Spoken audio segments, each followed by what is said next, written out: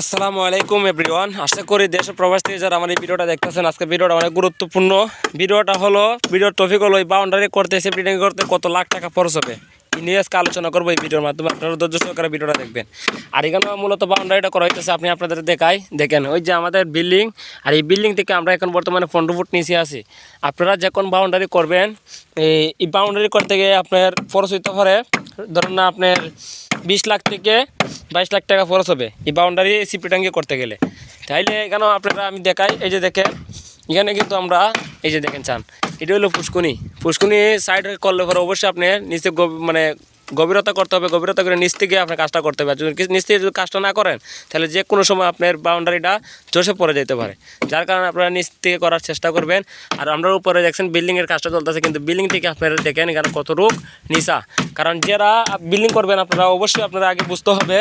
এই যে দেখেন আমি আপনাদেরকে দেখাই, এই যে চান, কারণ আমরা যে বিল্ডিংয়ের কাজগুলো করি, গাছগুলা করতে গেলে আপনারা অবশ্যই বুঝতে হবে আগে জিনিসগুলো। এই বাউন্ডারিটা প্রায় 70 ফুট লম্বা হবে, ইমাতার থেকে ইমাতা 70 ফুট লম্বা হইব। আর 70 ফুট লম্বা হওয়ার কারণে আমরা কিন্তু প্রত্যেকটা ফিলারের মাঝে কিন্তু 16 mm রড ব্যবহার করছি, 4টা কইরা।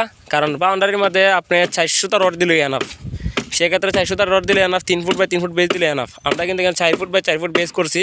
আর এখানে সিফটি ট্যাঙ্কির ভিতরে দেওয়াটা বিম আর কলম দেওয়ার কারণটা হইলো আমরা কিন্তু ভিতরে আবার 3 ইঞ্চি গাঁথনি নিব। 10 ইঞ্চি গাঁথনি বাউন্ডারি হওয়ার পরে 3 ইঞ্চি গাঁথনি প্লাস আবার হওয়ার কারণ হইলো যাতে সিফটি ট্যাঙ্কির ময়লা যেন আমার এই বাউন্ডারিটারে যেন কোনো এফেক্ট না করতে পারে বা কোনো সমস্যা না করতে পারে, সেক্ষেত্রে এখানে 3 ইঞ্চি গাঁথনির ভিতরে আবার প্লাস দেওয়া হবে।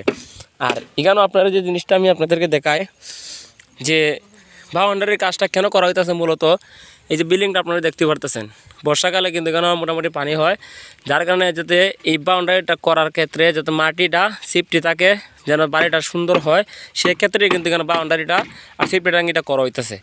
আমরা মূলত 400টা বেস দিয়ে 400টা কলম দিয়ে আমরা বাউন্ডারির কাজ করি।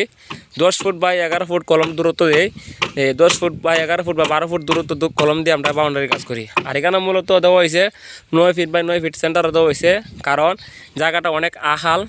আবার যেমন কোনো সময় কোনো ক্ষেত্রে যাতে যেন একটা মানে যে জুলুমের শিকার হবে বাউন্ডারিটা বা শক্তির দরকার, এই কারণে কিন্তু 16 মিলি রড ব্যবহার করা হয়েছে। আবার গোড়ার মধ্যে আমরা একটা বিম দিতেছি, আবার 5 ফিটের মাথা দিব একটা বিম, আবার দিব উপরে লাশ সীমানাতে একটা বিম।